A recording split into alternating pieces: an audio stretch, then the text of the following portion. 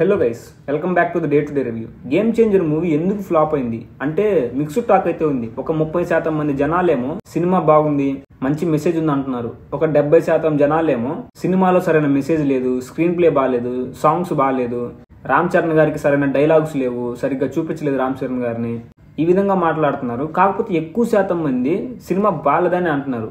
ఈ బాగాలేదు అనేది సినిమా అవుట్పుట్ ద్వారా వచ్చింది. అంటే సినిమా తీసి ఆ సినిమాని హాల్లో చూపించిన తర్వాత అది మనం చూసి సినిమా మనకు నచ్చలేదు అని చెప్తున్నాం. కానీ నచ్చకపోవడానికి, సినిమా ఫ్లాప్ అవడానికి సినిమా తీసే విధానంలో కూడా లోపాలు ఉంటాయి. వాటి గురించి ఈ వీడియోలో క్లియర్గా మాట్లాడుకుందాం. మెయిన్ టాపిక్లోకి వెళ్లే ముందు ఒక స్మాల్ రిక్వెస్ట్ అండి, వీడియోని ఎక్కడ స్కిప్ చేయకుండా చివరి వరకు చూడండి. ఆ తర్వాత నేను చెప్పిన రీజన్ పైన మీ అభిప్రాయం ఏదో కామెంట్ చేసి నా ఛానల్ సబ్స్క్రైబ్ చేసుకుని నన్ను కొంచెం ఎంకరేజ్ చేస్తారని మనస్ఫూర్తిగా కోరుకుంటున్నాను. ఇంకా లేట్ చేయకుండా మెయిన్ టాపిక్లోకి వెళ్దాం. మీరు కూడా లేట్ చేయకుండా ఈ వీడియో ఒక లైక్ చేసి మెయిన్ టాపిక్లోకి రండి.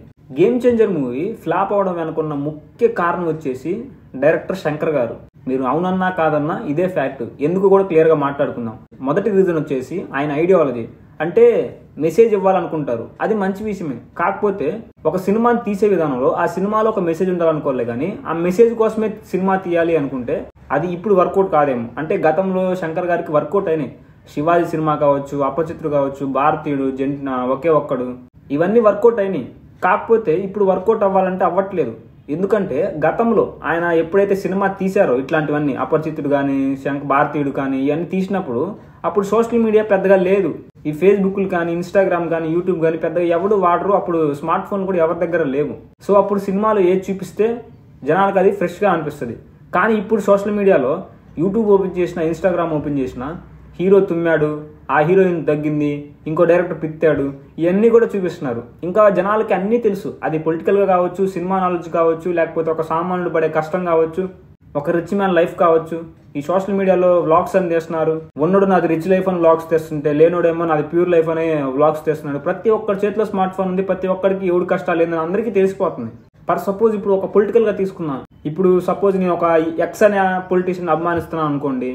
ఆయన చేసే మంచి పనులు తెలుసు, ఆయన చేసే ఏదో పనులు తెలుసు, అయినా కానీ అభిమానిస్తాను. దాని గురించి ఇంకో 10 మందితో మాట్లాడుకుంటాను. ఆయన చేసే మంచి గురించి మాట్లాడుకుంటాను, ఆయన చేసే చెడు పనుల గురించి మాట్లాడుకుంటాను. ఆ 10 మంది ఇంకో 10 మందితో మాట్లాడతారు. అందులో ఎవడో ఒకరు సోషల్ మీడియాలో పెడతాడు. లేదా ఇప్పుడు ప్రతి ఒక్కరి చేతిలో కెమెరా ఉంటుంది. అది మొబైల్లో కావచ్చు, లేదా సీసీటీవీ ఫుటేజ్ కావచ్చు, దాంట్లో కావచ్చు. ప్రతి ఒక్క పొలిటీషియన్ కానీ, ప్రతి ఒక్క హీరో కానీ, హీరోయిన్ కానీ, ఏది చేసినా కానీ, ఎంత పెద్ద సెలబ్రిటీ అయినా కానీ ఈజీగా దొరికిపోతున్నారు. తెలియకుండా చిన్న జరుగుతూ ఉండొచ్చులే, కానీ కాకపోతే మేజర్ ఇష్యూస్ అయితే ఖచ్చితంగా బయటపడుతున్నాయి ఇప్పుడున్న టెక్నాలజీ వల్ల.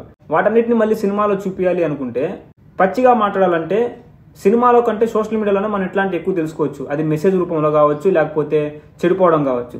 సోషల్ మీడియాలో చెడిపోయే వాళ్ళు ఉన్నారు, సోషల్ మీడియాని చూసి బాగుపడే వాళ్ళు కూడా ఉన్నారు. శంకర్ గారు మూవీ చూసి చాలా మోటివేషన్ ఉంది, చాలా నాలెడ్జ్ గెయిన్ చేసాం అనుకోవడం కంటే సోషల్ మీడియాలో అంతకంటే ఎక్కువ నాలెడ్జ్ గెయిన్ చేసుకోవచ్చు. ఇప్పుడు సపోజ్ మన ఇండియాలో ఉన్న అవినీతి అని కొట్టామనుకో, బొచ్చెడు వీడియోస్ వస్తాయి, బొచ్చెడు కంటెంట్ ఉంటుంది. అసలు నువ్వు తెలుసుకుంటా పోతే నీ జీవితం కూడా సరిపోదు, అన్ని అవినీతులు ఉంటాయి. కానీ శంకర్ గారి మూవీలు ఎంత ఉంటుంది? మహా అయితే కొంచెం ఉంటుంది. సో డైరెక్టర్ శంకర్ గారి ఐడియాలజీ అయితే ఖచ్చితంగా మార్చుకోవాలి. అంటే నేను చెప్పుకుంటే మార్చుకోవాలి, నేను చెప్తేనే మారాలన్నట్టు కాదు. ఆయన ఐడియాలజీ ఇప్పుడు ప్రెసెంట్ కరెక్ట్ కాదు. ఖచ్చితంగా మెసేజ్ ఉండాలి, ప్రపంచంలో జరిగే అవినీతి అంతా చూపించాలి, లేకపోతే ఇండియాలో జరిగే దారుణాలను చూపించాలి అనుకుంటే సోషల్ మీడియాలో రోజుకి ఇట్లాంటివి 100 వస్తూ ఉంటాయి. మీరు తీసే 3 సంవత్సరాలకు 4 సంవత్సరాలు ఒక సినిమాలో మహా అయితే ఒక 5 నిమిషాల కంటెంట్ చూపిస్తారేమో మెసేజ్ గురించి. సో అదైతే ఒక పెద్ద రీజన్. ఆయన ఐడియాలజీ మార్చుకోవాలి. అది మార్చుకోకపోతే ఇంకా సినిమాలు హిట్ కానట్టే. గతంలో వచ్చిన రోబో 2 కానీ, లేకపోతే ఐ సినిమా కానీ, భారతీయుడు 2 కానీ, ఇవన్నీ ఫ్లాప్ అవడానికి ముఖ్య కారణాలు అవే. రెండో కారణం వచ్చేసి ప్రీవిజన్ లేకపోవడం.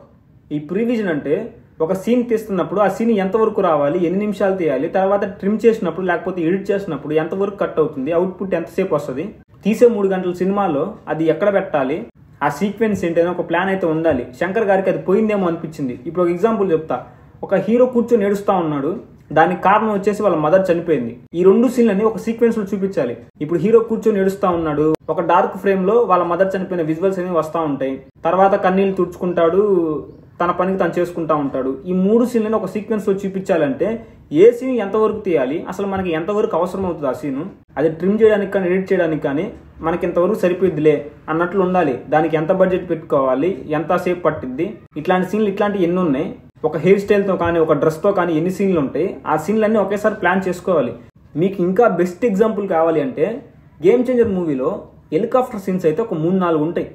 ఇప్పుడు సినిమా షూటింగ్ స్టార్ట్ అయిన ఒక 10 రోజులకి ఒక హెలికాప్టర్ సీన్ తీయాలి. హెలికాప్టర్ బుక్ చేసుకోవాలి, దానికి రెంట్ కట్టాలి, చాలా ఎక్కువగానే కట్టాలి హెలికాప్టర్ అంటే. మళ్ళీ ఒక 50 రోజులకో లేకపోతే 100 రోజులకో ఇంకొక హెలికాప్టర్ సీన్ తీయాలి, దానికి మళ్ళీ రెంట్ తీసుకోవాలి, డబ్బులు కట్టాలి.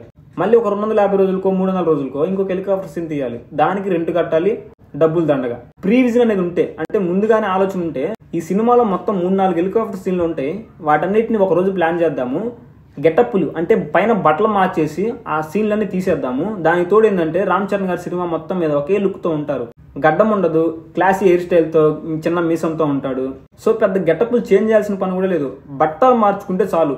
ఆ హెలికాప్టర్ సీన్లు అన్నింటినీ బడ్జెట్ మిగిలించుకోవచ్చు, టైం కూడా సేవ్ అవుతుంది. 3 సంవత్సరాలు తీశారు సినిమాని, దీనికి 450 కోట్ల దాకా ఖర్చు పెట్టారు.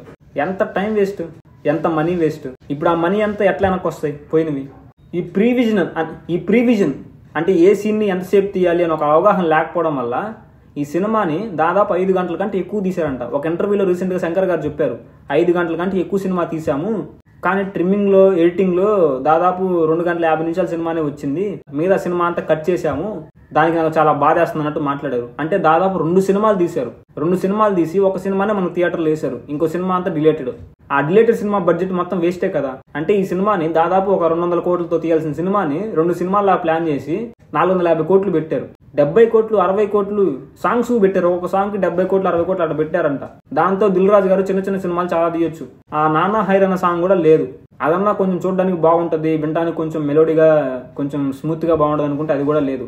ఆ జరగండి సాంగ్ కి ఆ సెటప్ చూశాను, అంటే ఆ సెట్ ఉంటుంది కదా, ఆ సెట్ చూశాను, ఎంత పెద్ద సెట్టో తెలుసా. అది కూడా చాలా యూనిక్ గా ఇట్లా ఉంటది, ఒక డ్రమ్ షేప్ లో ఇట్లా ఉంటది, ఆ వెహికల్స్ ఇట్లా వెళ్తా ఉంటాయి కదా, అది గ్రాఫిక్స్ కాదు, నిజంగానే ఆ సెటప్ వేశారు.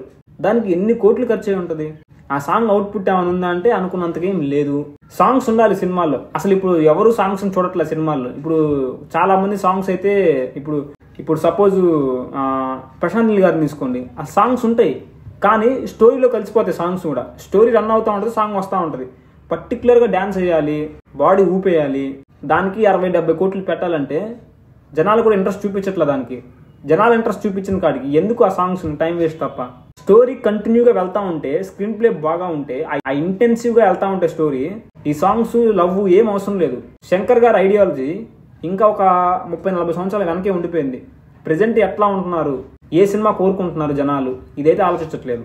రామచ్చ మచ్చ సాంగ్ ఉంది కదా, దానికి ఒక ఊర్లో వాళ్ళు సరిపోలేదంట సాంగ్ కి. అంటే వెనక బ్యాక్గ్రౌండ్ డాన్సర్స్ ఉంటారు కదా, ఒక ఊర్లో వాళ్ళు సరిపోలేదని చెప్పేసి పక్క ఊర్లో వాళ్ళ నుంచి కూడా పిలిపించారంట. ఎందుకు? ఇప్పుడు సపోజ్ వెనక బ్యాక్గ్రౌండ్ డాన్సర్లు ఒక 5-10 మంది చాలు, మహా అయితే ఒక 20 మంది, అంత 100 మంది పెట్టి వాళ్ళకి డబ్బులు, వాళ్ళందరూ ఏమైనా కనిపిస్తారంటే కనిపించరు. ఆ వెనకోడున్నాడు, వాడెనకోడున్నాడు, వాడు మనోడేనా అని ఎవ్వడు చూడడు. మేబీ వెనకటి కాలంలో చూసేవాళ్ళేమో కానీ ఇప్పుడు ఎవడు పట్టించుకోడు, హీరోని చూస్తారు అంతే. అక్కడ 100 మంది ఉన్నా 1000 మంది ఉన్నా హీరోని చూస్తారు, లేకపోతే ఆ సాంగ్ ఆ స్టోరీకి సంబంధం ఉందా లేదా, సిచ్యువేషన్ తగ్గట్టు వచ్చిందా లేదా, ఇవి చూస్తారు. వెనక బ్యాక్గ్రౌండ్ డాన్సర్లను ఎవరు చూడరు. శంకర్ గారు ఐడియాలజీ మార్చుకుంటే సినిమాలు అనేవి బాగుంటాయి. లేదు ఇదే ఐడియాలజీతో వస్తాను అంటే మళ్ళీ తర్వాత ఏదో 1000 కోట్ల బడ్జెట్ సినిమా తీస్తున్నారంట, అది కూడా ఇట్లాంటి ఐడియాలజీతో తీస్తే ఇంకా తడిగుడ్డేసుకొని పడుకోవడం ఇంట్లో. ప్రజెంట్ యువతకి సినిమా ఎట్లా ఉండాలంటే లార్జర్ దెన్ లైఫ్ ఉండాలి. ఇప్పుడు జనరల్గా ఒక కామన్ మ్యాన్ ఎట్లా ఉంటాడో, ఇంట్లో ఎట్లుంటాడో, బయట ఎట్లుంటాడో, మన కళ్ళ ముందు ఎట్లుంటాడో, అట్లానే సినిమాలో కూడా ఉంటే పెద్ద ఇంట్రెస్ట్ రాదనమాట. అంటే ఒక మగధీరలో రామ్ చరణ్ లాగా 100 మందిని చంపేలాగా ఉండాలి, లేకపోతే బాహుబలిలో ప్రభాస్ లాగా ఉండాలి, 1,00,000 మందితో యుద్ధం చేయాలి, లేకపోతే ఒక ఎవరు ఎక్కలేని కొండ ఎక్కాలి, పుష్పరాజు లాగా 0 to హీరో లాగా అయిపోవాలి, అది ఎర్రచందనం స్మగ్లింగ్ చేయని, డ్రగ్స్ స్మగ్లింగ్ చేయని 0 to హీరో అవ్వాలి.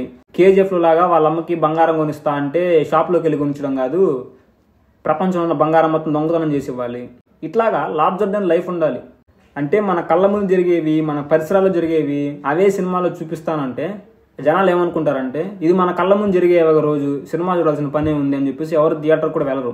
ఒకవేళ వెళ్ళినా కానీ దీంట్లో ఏముందిరా అని అనుకుంటారు. సో ఫైనల్గా అయితే అది సినిమా ఫ్లాప్ అవడానికి తీసే విధానమే లోపమని నేను చెప్తాను. కానీ సినిమాని ఖచ్చితంగా ఒకసారి చూడొచ్చు. మరి సినిమా ఫ్లాప్ అవ్వడానికి నేను చెప్పిన కారణాలు ఎట్లా ఉన్నాయో మీ అభిప్రాయం ఎందుకు కామెంట్ చేయండి. వీడియోని ఇప్పటి వరకు చూసినందుకు నిజంగా థ్యాంక్ యూ సో మచ్ అండి. నా ఛానల్ సబ్స్క్రైబ్ చేసుకున్నాను, కొంచెం ఇట్లానే ఎంకరేజ్ చేస్తారని మనస్ఫూర్తిగా కోరుకుంటున్నాను. నెక్స్ట్ వీడియోలో మళ్ళీ కలుద్దాం. బాయ్.